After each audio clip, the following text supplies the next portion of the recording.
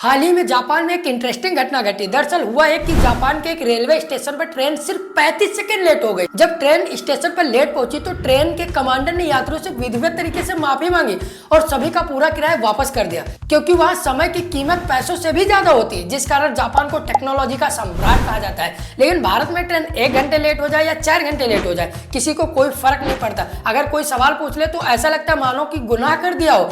एक से बढ़कर एक बहाने, आगे ट्रैफिक है, सिग्नल नहीं मिल रहा, ट्रैक क्लियर नहीं, एवं कोच में फटी हुई सीटें, हर तरफ कचरा, टॉयलेट की हालत ऐसी जैसे उसमें घुसना मानो खुद को सजाए मौत देने जैसा लगता है। यह है भारतीय रेलवे की सच्चाई। लाइक सब्सक्राइब जरूर करें।